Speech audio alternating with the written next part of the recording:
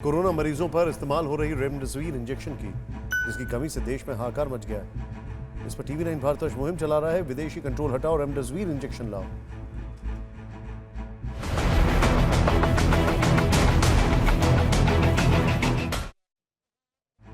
देश में corona virus के बढ़ते मामलों के बीच रेमडेसिविर इंजेक्शन की चर्चा इन दिनों पूरे देश में सुर्खियों में। इस दवा का इस्तेमाल गंभीर कोरोना मरीजों पर किया जा रहा है। यही वजह है कि इसकी किल्लत देश के कई राज्यों में हो रही है। खासतौर से गुजरात और महाराष्ट्र में रेमडेसिविर की कमी से नाराज लोग सड़कों पर उतर आए हैं। कालाबाजारी चरम पर।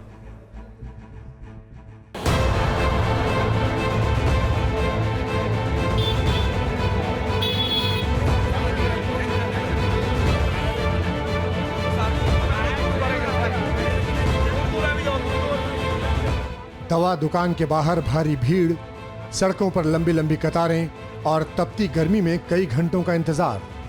ये जद्दोजहद है जीवन रक्षक इंजेक्शन रेमडेसिविर पाने की।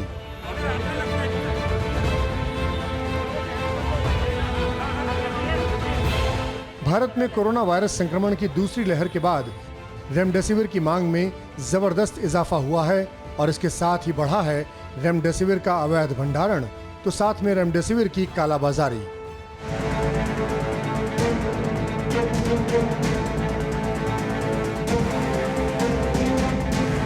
बताया जा रहा है कि ब्लैक मार्केटिंग के चलते ही रेमडेसिविर बाजार से गायब है।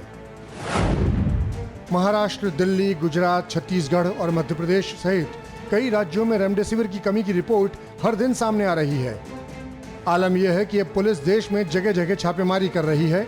वडोदरा में रेमडेसिविर की ब्लैक मार्केटिंग करने वाले 2 लोग इंजेक्शन सहित गिरफ्तार भी किए गए हैं। कीमत 9,000 रुपये उसने सौदे में लगाई थी। फिलहाल दोनों के खिलाफ अलग अलग पुलिस थाने में आईपीसी 406, 420 और डिजास्टर मैनेजमेंट एक्ट एवं आवश्यक चीज वस्तु धारा के एक्ट के तहत ऑफेंस रजिस्टर किया गया है। न सिर्फ वडोदरा बल्कि गुजरात के कई और शहरों में भी रेमडेसिविर की किल्लत बड़ी समस्या बन गई है।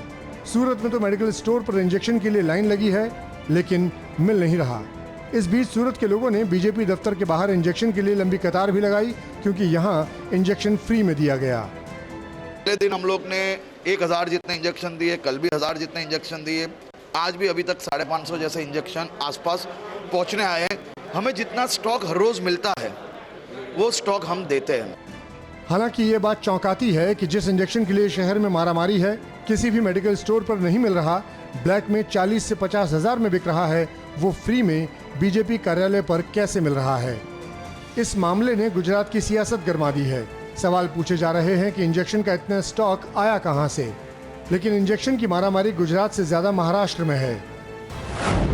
जबकि रेमडेसिविर के कुल उत्पादन का करीब 70% महाराष्ट्र को ही मिल रहा है, बाकी 30% हिस्सा ही दूसरे राज्यों को जा रहा है।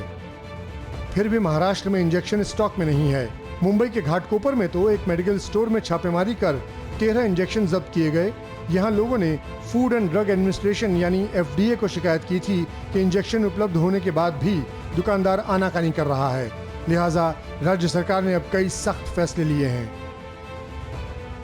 प्राइवेट हॉस्पिटल्स को सही माने ज़रूरत है, जो पेशेंट्स को सही माने ज़रूरत है, जो एलिजिबल है, जो पात्र है, उन्हीं को देने के लिए वो मान्यता देंगे और थोड़ा कंट्रोल रख के रेमडेसिविर प्राइवेट लोगों को दिया जाएगा।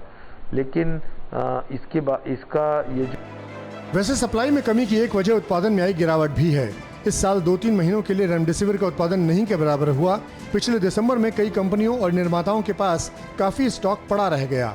उन्होंने बिक्री में बढ़ोतरी का अनुमान लगाते हुए अपना उत्पादन बढ़ाया था, लेकिन नवंबर-दिसंबर में कोरोना के मामलों में कमी होने के कारण इसकी मांग में भी गिरावट आई, जिस वजह से उत्पादन पर रोक लगाई गई और अब कोरोना केस बढ़ते ही सप्लाई प्रभावित हो गई है। हालांकि इस किल्लत की एक बड़ी वजह और है, इंजेक्शन पर विदेशी नियंत्रण। टीवी 9 भारतवर्ष इस मुद्दे पर मुहिम चला रहा है। हम दवा की किल्लत से जुड़ी हर छोटी बड़ी खबरें हर दिन दिखा रहे हैं। साथ ही कह रहे हैं कि सरकार इसे कंपल्सरी लिस्ट में डाले ताकि देश में तत्काल प्रोडक्शन भी बढ़े और कालाबाजारी भी रुके। अड़ी सोमवार से शुक्रवार शाम 6 बजे सिर्फ टीवी 9 भारतवर्ष पर।